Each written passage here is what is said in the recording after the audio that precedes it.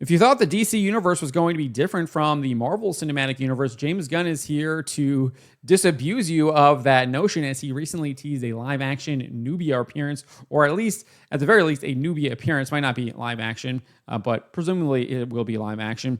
And this is all coming as Ironheart, the biggest Marvel Studios project, literally born out of the representation ideology, is bombing over on Disney+.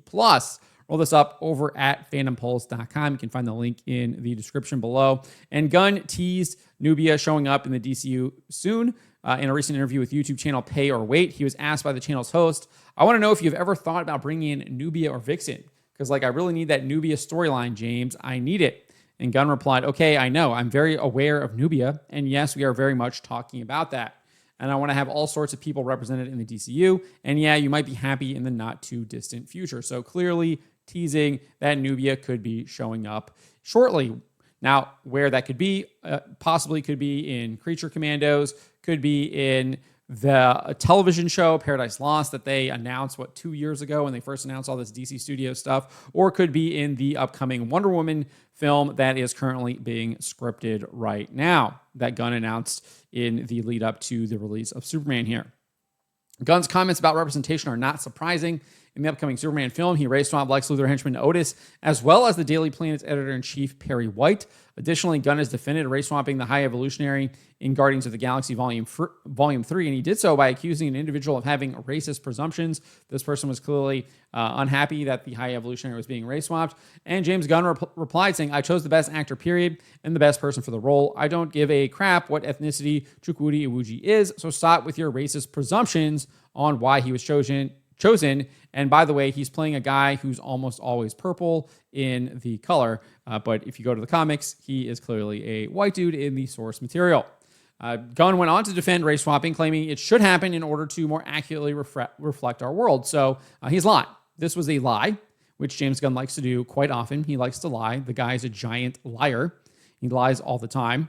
And he was lying here because he does care. And he cares because he thinks there's too many white characters. And it doesn't accurately reflect our world. I mean, he literally responded, this guy says, "That's pretty simple because 95% of all superheroes," he was asked basically, "Why aren't you race swapping in the other direction?" He says, "That's pretty simple because 95% of all superheroes have historically been white. It makes sense as we start adapting them to film in the modern era that some characters who are originally white become another ethnicity to more accurately reflect our world. In most cases, it would not make sense to take a character originally another ethnicity and make them white because there are already so many white superheroes." So that is James Gunn's ridiculous, diabolical logic. While Gunn is teasing a live-action appearance of Nubia, Marvel Studios is finding out that making films and TV shows based on representation is not working out, which is literally what James Gunn here is saying he's going to do with the DC Universe and DC Studios. Former Marvel Studios executive Victoria Alonso made it clear this was the philosophy the company was following, and if they did not do it, they would lose money. During an appearance at the Annecy International Animation Film Festival in 2021, Alonso claimed she's asked, "Aren't you tired every time your movie comes it's number one in the world?" And she responded, "The reason we have that success consistently is because our audience is global. You cannot have a global audience and not somehow start to represent it. For us, it was really, really, really important to have that. For the longest time, we heard a woman-led film will never open. I say, please check Captain Marvel made a lot of money."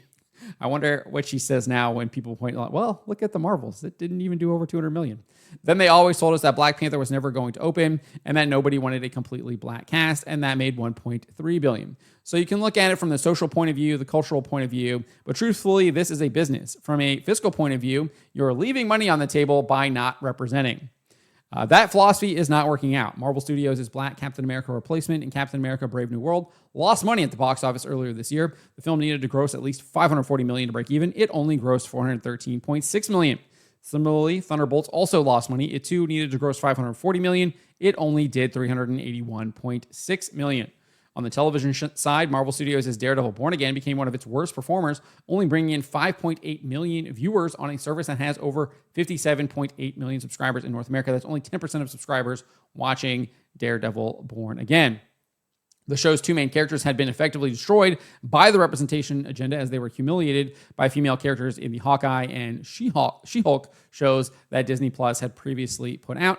And viewers were clearly skeptical of what they did to them. And many of them did not tune back in to see what else they would do to them. And for all intents and purposes, from what I've seen, is that they did indeed continue to emasculate them, especially Kingpin.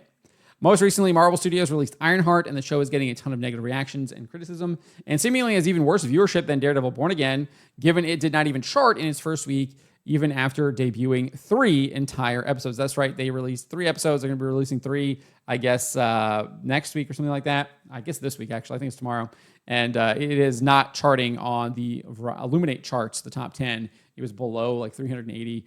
Very bad viewership for Ironheart. Might actually be worse than that. Might have been 280.